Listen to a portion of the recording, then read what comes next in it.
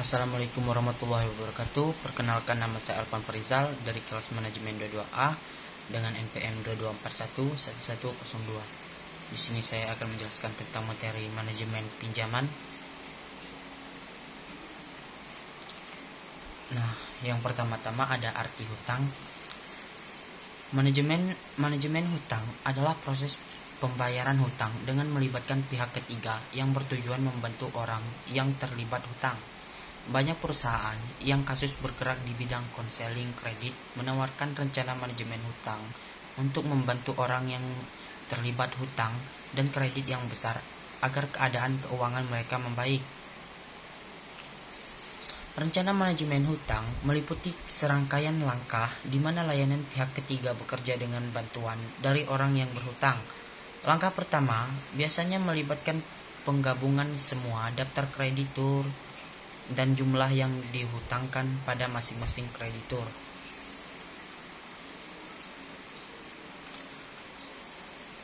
Beberapa kreditur tidak layak untuk dimasukkan ke dalam rencana manajemen hutang, dan biasanya hutang terjamin seperti pinjaman mobil dan rumah tidak dimasukkan. Dalam banyak kasus, layanan pihak ketiga akan mencoba untuk menetapkan beberapa jumlah hutang dan tidak memasukkan atau menurunkan bunga yang dikenakan selama periode pembayaran. Namun, penting untuk memahami bahwa berpartisipasi dalam rencana manajemen hutang akan berimbas pada nilai kredit dan kredit yang tersedia tidak dapat diakses dalam waktu tertentu. Nah, lalu ada beberapa jenis-jenis pinjaman. Yang pertama ada piutang dagang. Nah, piutang dagang ini merupakan mengacu pada piutang yang dihasilkan dari penjualan barang atau jasa dalam kegiatan usaha normal. Nah, yang kedua lalu ada piutang wasel. Ini mengacu pada piutang yang timbul dari surat promes atau wasel. Lalu yang ketiga ada piutang usaha. Nah, ini mengacu pada piutang yang timbul dari transaksi non penjual, seperti pinjaman kepada karyawan atau uang muka kepada pemasok. Lalu yang keempat ada piutang tak tertagih. Ini mengacu pada piutang yang dianggap tidak tertagih karena berbagai alasan, seperti kebangkrutan debitur atau ketidakmampuan untuk menemukan debitur. Nah, yang kelima ada piutang lain-lain. Ini mengacu pada piutang yang tidak termasuk dalam kategori di atas, seperti pengembalian pajak atau klaim asuransi.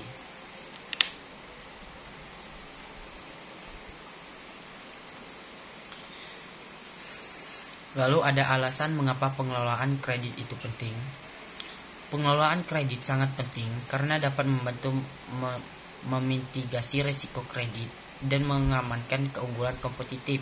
Berikut adalah beberapa alasan mengapa pengelola kredit penting. Yang pertama ada mengurangi risiko kredit bermasalah. Nah, ini pengelolaan kredit yang baik dapat membantu mengurangi risiko kredit yang bermasalah, di mana peminjam gagal membayar hutang karena kredit bermasalah dapat menyebabkan kerugian bagi lembaga keuangan. Nah, lalu yang kedua ada meningkatkan kinerja keseluruhan. Ini pengelola risiko kredit yang lebih baik dapat memberikan peluang untuk meningkatkan kinerja keseluruhan. Dengan mengurangi risiko tidak kredit yang bermasalah, lembaga keuangan dapat meminimalkan kerugian dan meningkatkan keuntungan.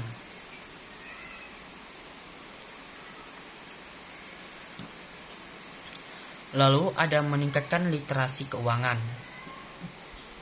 Pengelolaan kredit juga dapat membantu meningkatkan literasi keuangan, yang merupakan bentuk investasi jangka panjang yang bermanfaat dalam mengelola dan menjaga kondisi keuangan.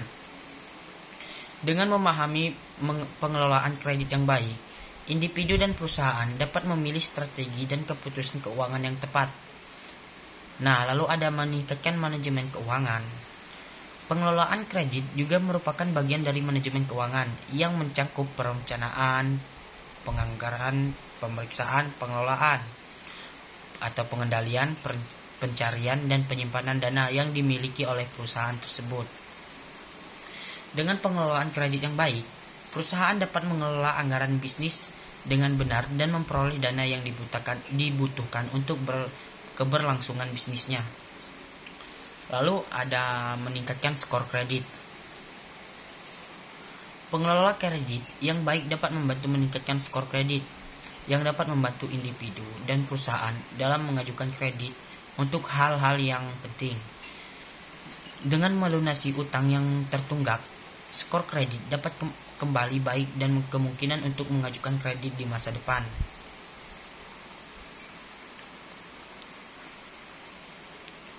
Lalu ada dampak negatif pengelolaan kredit yang tidak efisien. Nah, pengelolaan kredit yang tidak efisien ini dapat memiliki dampak negatif pada kinerja bank dan profitabilitasnya. Beberapa dampak negatif yang kemungkinan terjadi akibat pengelolaan kredit yang tidak efisien antara lain, yang pertama ada risiko kredit. Pengelolaan kredit yang tidak efisien dapat meningkatkan risiko kredit yang dapat berdampak negatif pada kinerja bank. Lalu ada kredit macet. Kredit yang tidak dikelola dengan baik dapat menjadi kredit bermasalah atau kredit macet yang dapat menurunkan profitabilitas bank. Lalu ada non-performing loan. Nah, pengelola kredit yang buruk dapat menyebabkan non-performing loan atau dalam kurung NPL yang dapat mempengaruhi profitabilitas bank. Lalu ada efisiensi operasional. Nah, pengelolaan kredit yang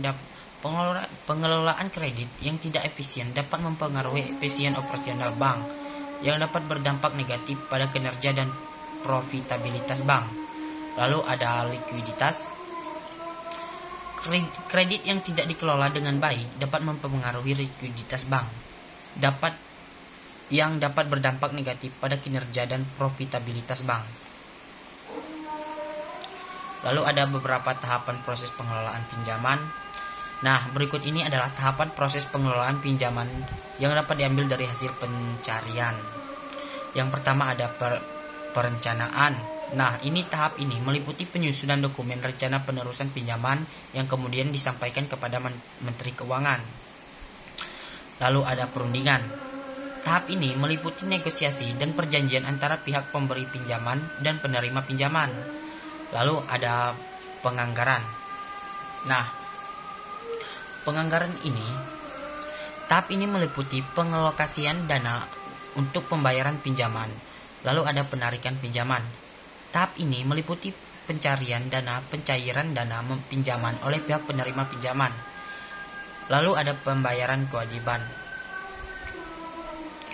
Tahap ini meliputi pembayaran kembali pinjaman bunga, pinjaman serta biaya lainnya. Dan yang terakhir ada pelaporan. Tahap ini meliputi pelapor posisi kumulatif pinjaman dan kewajiban pinjaman kepada pemerintah. Lalu ada pemulihan pembayaran kembali. Pemulihan utang merupakan tahap penting dalam mengelola utang yang melibatkan tindakan menagih pembayaran dari pelanggan yang belum membayar kewajibannya. Lalu ada beberapa tips manajemen kredit yang efektif. Manajemen kredit yang efektif sangat penting untuk keberlanjutan dan pertumbuhan jangka panjang bisnis perkreditan. Berikut ini adalah beberapa tips manajemen kredit yang efisien, ya. Yang pertama ada persyaratan kredit harus disusun dengan jelas, komprehensif, dan dipahami agar risiko perselisihan antara kita dan nasabah debitur dapat dihindari. Yang kedua ada memahami risiko kredit itu sendiri dan mengelola risiko kredit dengan baik. Lalu yang ketiga ada menerapkan model pemeringkatan kredit sebagai sarana untuk menetapkan kemungkinan terjadinya gagal bayar. Lalu ada menetapkan limit untuk seluruh nasabah sebelum melakukan transaksi kredit.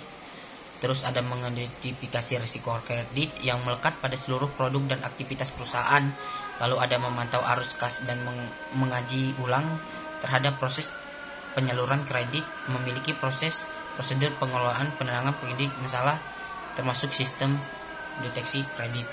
Nah, kesimpulannya adalah Pengelola piutang yang efektif sangat penting bagi stabilitas keuangan keberhasilan suatu perusahaan. Pengelolaan piutang yang tepat dapat membantu memastikan arus kas yang sehat, profitabilitas hubungan pelanggan, kepatuhan hukum, dan perencanaan bisnis yang terinformasi.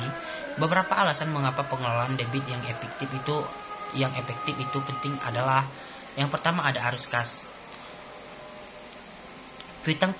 Piutang melambangkan uang yang terhutang kepada suatu perusahaan, dan jika tidak dikelola dengan baik dapat menimbulkan masalah arus kas. Nah, yang kedua, ada profitabilitas. Manajemen keuangan efektif dapat meningkatkan profitabilitas perusahaan dengan mengurangi kerugian piutang tak tertagih dan meningkatkan waktu penagihan. Lalu ada hubungan pelanggan. Manajemen tagihan yang tepat dapat membantu menjaga hubungan baik dengan pelanggan dengan memastikan penagih yang tepat waktu dan akurat, serta dengan memberikan cara dan opsi pembayaran yang jelas.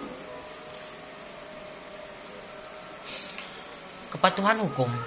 Kegagalan mengelola utang dengan benar dapat mengakibatkan masalah hukum dan peraturan, seperti ketidakpatuhan terhadap undang-undang perpajakan atau pelanggaran kontrak.